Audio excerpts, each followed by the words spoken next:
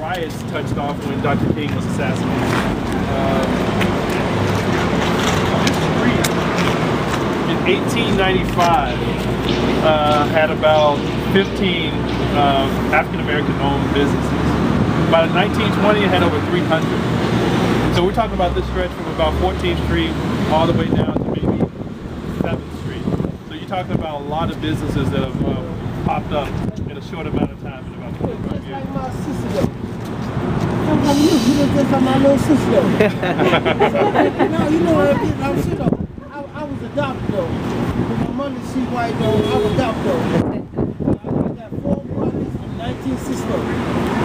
I'm the only one I was adopted all of them. You look just like my mother though. Gorgeous though. She still live right there today though. She did short though. I call her little mama though.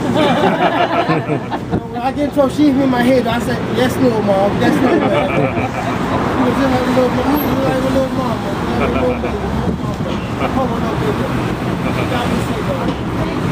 You are so pretty though.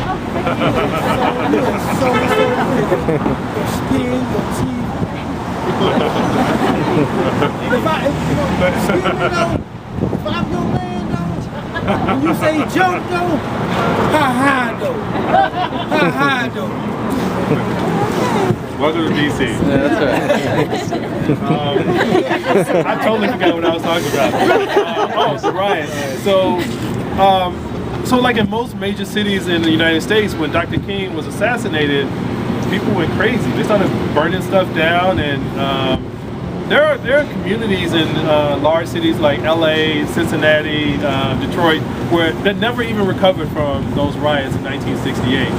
For a long time, this area was one of them. So after 1968, things declined a little bit after World War II, but things were fine. But 68, that's when everything really went downhill.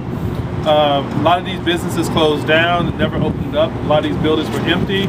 But just when things started to get a little better, and we're talking about the early 80s, crack cocaine hit. And like in most major cities, that decimated the African-American neighborhood. So this was like an open-air drug market right up here on this corner. What changes things around is in the early 90s. They decided that they're going to open up the metro stop here. However, that had a bad side to it as well. In order for them to build a metro, what they had to do, they had to cut a hole in the middle of the street all the way down here so they could build a metro. That didn't do a lot to help the businesses around here. However, there's one business that held fast, and that's Ben's Chili Bowl.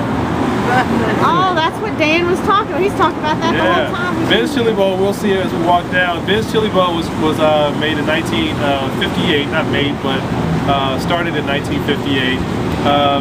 It was one of the few places where, during the 1960s, where people sort of called a truce. Policemen and rioters and everybody, that they went in there to get a chili half smoke, and it was all good. So food brought people together. They were like, look, time out. We're hungry. Let's get something to eat. We'll finish this outside. They survived the bad drug neighborhood. People still came down here to Ben's Chili Bowl, dodging bullets to get a chili half smoke. And they survived the building of the metro. And what they did was they catered to the construction workers that were out here working. So it was one of those businesses that was able to survive.